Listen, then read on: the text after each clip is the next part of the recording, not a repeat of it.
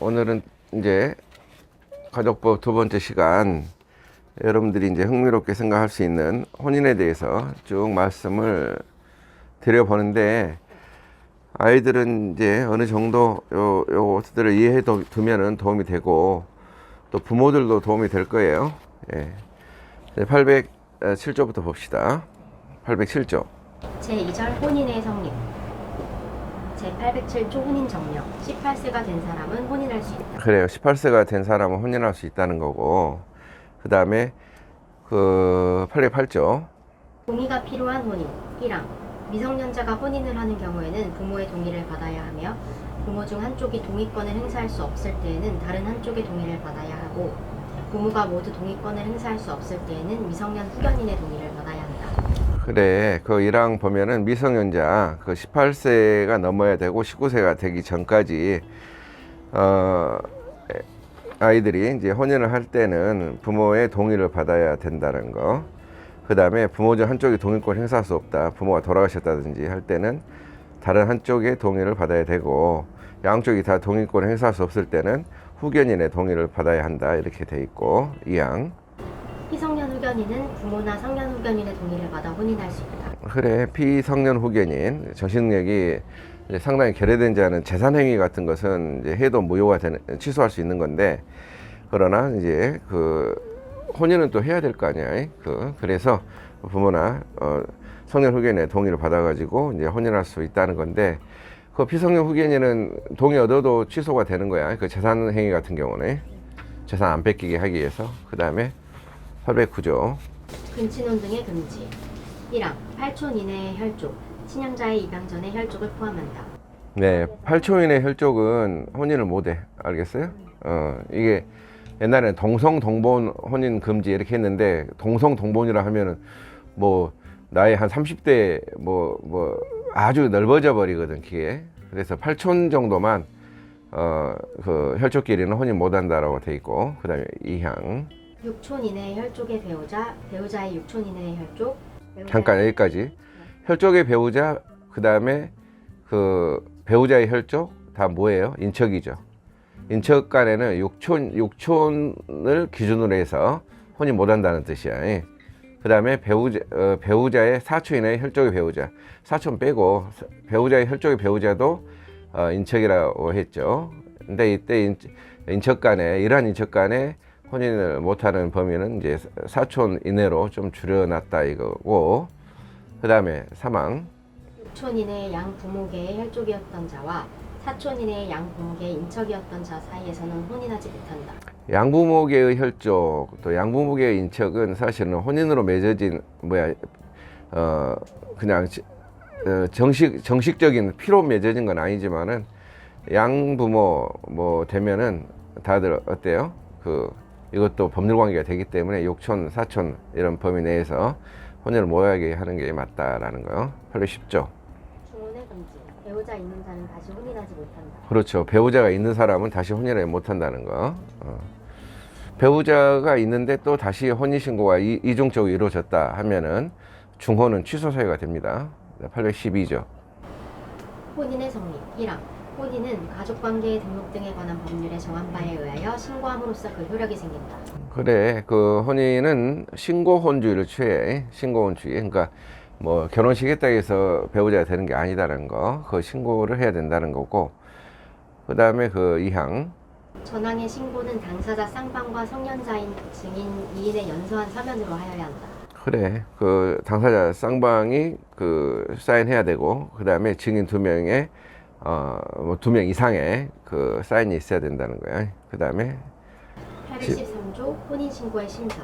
혼인의 신고는 그 혼인이 제807조 내지 제810조 및 제812조 제2항의 규정 기타 변명에 위반함이 없는 때에는 이를 수리하여야 한다. 그래요. 혼인신고는 수리하여야 한다. 이렇게 관서에서 수리하여야 된다. 807조하고 그 다음에 기타 법의 위반이 없으면은 수리해야 된다. 혼인 의사를 확인한다, 안 한다? 안 한다야. 그러니까 형식적인 심사권만 있다는 거. 뭐 동의를 얻어야 되는데 동의서가 첨부되어 있는지 알겠어요? 그 다음에 810조 중혼이냐 아니냐 이런 것을 이제 검토를 해보고, 그다음에 그 신고서가 제대로 작성됐는 건지 812조 2항 뭐 이런 게 있잖아요. 그 사인들이 다 있는 건지 그런 뜻입니다. 형식적 심사권. 814조는 생략. 815조 혼인의 무효와 취소 나오죠? 네. 혼인의 무효. 혼인은 다음 각호의 어느 하나의 경우에는 무효로 한다. 1호. 당사자 간의 혼인의 합의가 없는 때. 예. 자, 봐봐. 다음 각호의 어느 하나의 경우에는 무효로 한다. 당연 무효가 된다는 거야. 무효는 당연 무효. 취소는 취소를 해야 되는 거고, 취소는 의사표시를 하는 건데, 재판상 취소를 해야 돼. 혼인 취소 같은 경우는. 혼인 합의가 없는 때. 그 다음에 2호. 혼인이 제809조 제1항의 규정을 위반한다. 혈족 간의 혼인 중에서 8초 이내 혈족 간에는 혼인해서는 안 된다. 이게 나오잖아요. 그 다음에 당사자 간에 직계 인척 관계가 있거나 있었던 때, 뭐 직계 인척 관계가 있거나, 그러니까 직계 인척이 뭐가 될까? 그 배우자의 혈족 장모님이 있는데 나하고 장모님은 직계 인척 관계가 되는 거야. 알겠어요? 이런 식으로 뭐 그 혼인하면은 무효가 된다는 거고, 그 다음에 배우자가 죽고 나서 장모는 살아 계셔. 그러면은 어찌 보면은 이제 근데 뭐 죽고 나서가 아니라 이제 그 와이프가 이제 재혼을 했어요. 나하고 이혼하고.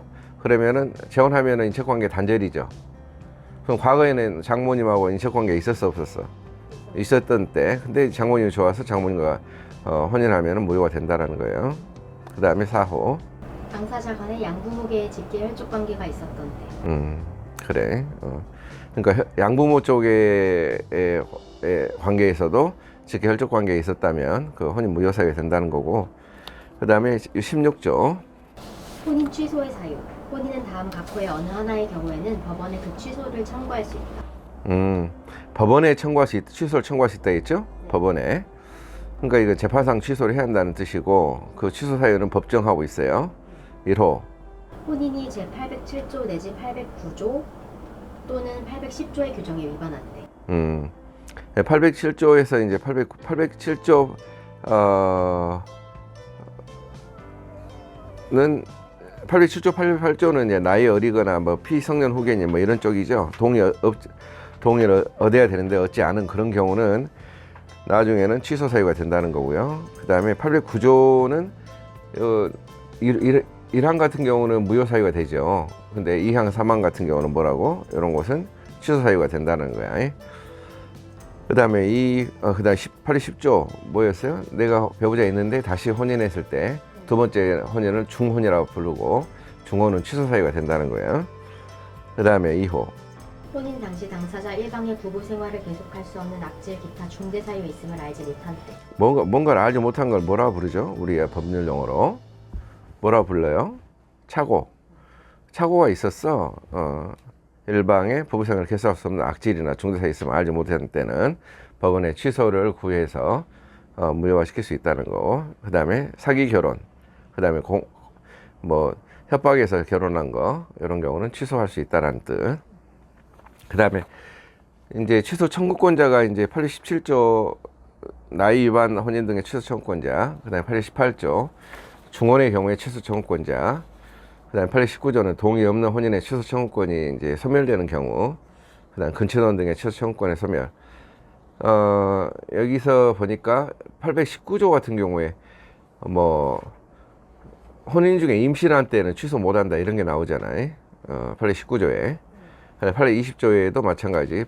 혼인 중에 포태한단 말에 임신한 때 이런 경우는 취소를 못한다 이런 경우가 있어요. 그 다음에 822조. 악질 등 사유에 의한 혼인 취소 청구권의 소멸. 이건 기간 제한이 있다는 거거든. 그래서 악질이나 이런 거 있으면 안때로부터 6개월 경과하면 취소 구하지 못해요. 제척 기간이라 부르지. 823조. 사기 강박으로 인한 혼인 취소 청구권의 소멸. 사기 또는 강박으로 인한 혼인은 사기를 안 날 또는 강박을 면한 날로부터 3월을 경과한 때에는 그 취소를 청구하지 못한다. 네, 그 석 달 경과, 그러니까 특별한 어떤 그 제척 기간을 정하고 있다는 것을 알아야 되고. 824조. 혼인 취소의 효력. 혼인의 취소의 효력은 기왕에 소급하지 아니었다. 봐봐, 이게 혼인해가지고 일정 시점에서 혼인해서 나중에 살다가 이제 그 법원에다가 취소 재판을 구해가지고 취소가 됐거든요. 근데 이 취소했을 때의 효력은 소급표가 있다 없다. 그간에 살았던 것은 다 인정이 되고 장래에 향해서 그 소멸하게 된다 이런 뜻이거든. 그러면 혼인 중에 낳은 자식은 혼인 중해자가 되겠어? 혼인 외의자가 되겠어? 중해자야. 그렇게 해야 맞겠죠. 부모의 잘못으로 뭐 그 자녀가 뭐 혼인 중에 태어났다가 혼외자로 바뀌는 것은 말이 안 되겠죠. 그다음에 824조의 2. 혼인의 취소와 자해 양육 등 제837조 및 제837조의 2의 규정은 혼인의 취소의 경우에 자해 양육 책임과 면접교섭권에 관하여 이를 준용한다. 그게 뭐냐면은 837조의 2는 협의 이혼할 때 양육 문제 이런 것들이거든. 그다음에 양육하지 않은 자는 또 아이를 보고 싶어 할 거잖아. 그래서 837조의 이제 면접 교섭 이건데 갈라서는 것은 이혼으로 갈라서나 혼인 취소로 갈라서나 똑같은 거죠. 그래서 자녀의 복리를 위해서 이런 규정을 뒀다. 825조. 혼인 취소와 손해배상 청구권 제806조의 규정은 혼인의 무효 또는 취소의 경우에 준용한다. 이게 806조가 아까 약혼 해제 파혼됐을 때 뭐 잘못한 사람한테는 손해배상 청구를 할 수 있다고 그랬죠. 그리고 또 그렇지? 그리고 또 그 중에서 위자료 청구도 할 수 있다고 했고 위자료 청구권은 함부로 양도 승계를 못 하는데 배상에 관한 계약이 성립했거나 이제 소재기한 후에는 구체화돼 가지고 양도 상속 승계될 수 있다라고 했거든. 역시 혼인 취소의 경우도 잘못한 자가 있을 거 아니야. 잘못한 자에 대해서는 손해배상 청구를 할 수 있다는 거고 그 청구권의 그 양도 승계에 대해서는 806조를 준용한다는 거. 806조 굉장히 중요하거든 공부에서는.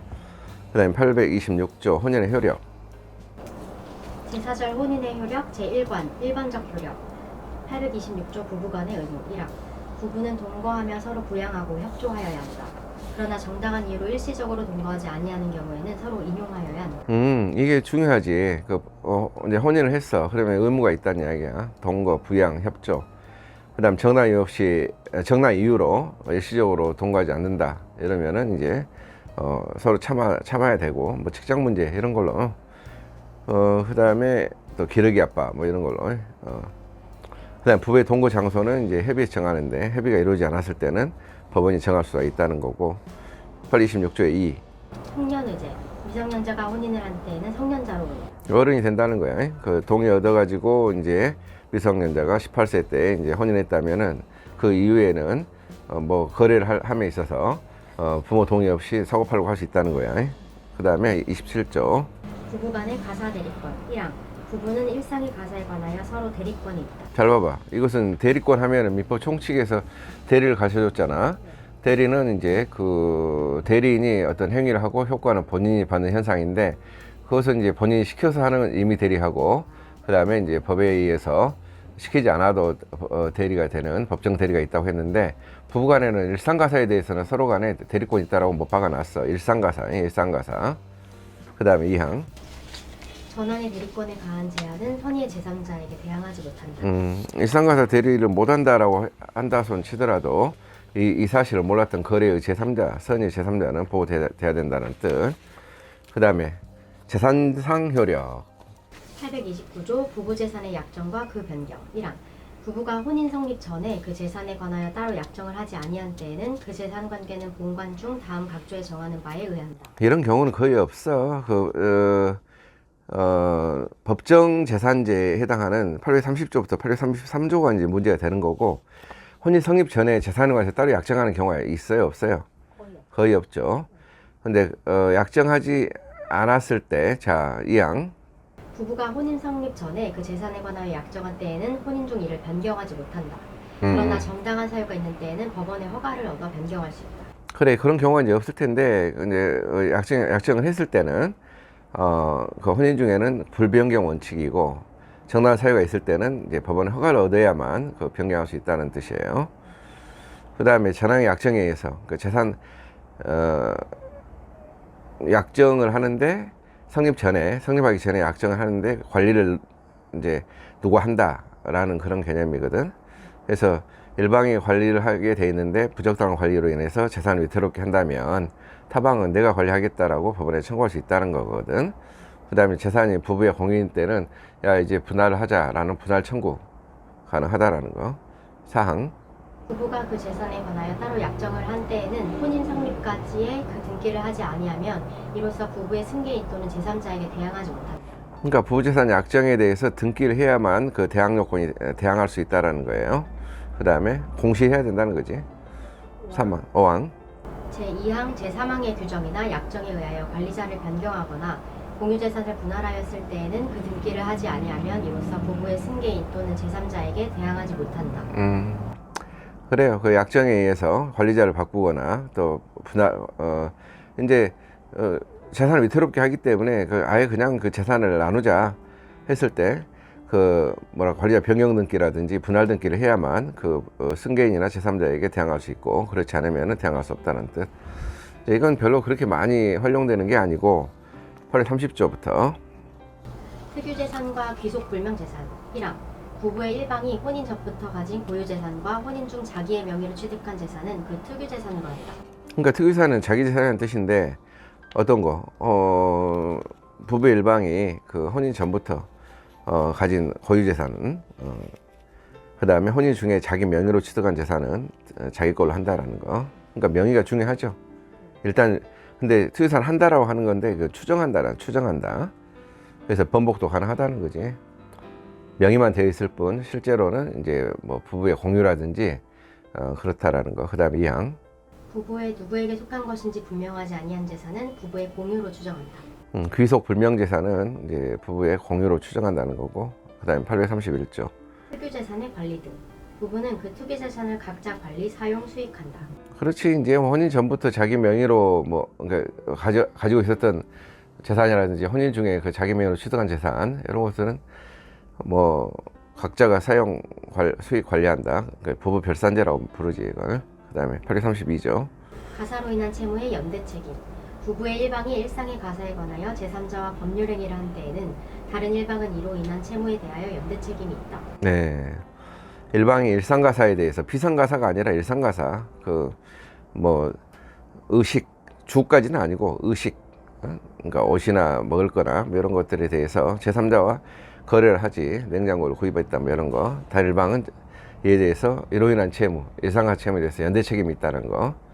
그러니까 와이프가 사왔다 하더라도 와이프가 돈이 없어가지고 결제 못하면 남편이 결제해야 된다는 거고, 다만 이미 제3자에 대해서, 그러니까 냉장고 파는 사람에 대해서 나는 책임 없어 라고 명시했을 때는 나는 책임 없다라는 뜻. 그 다음에 833조.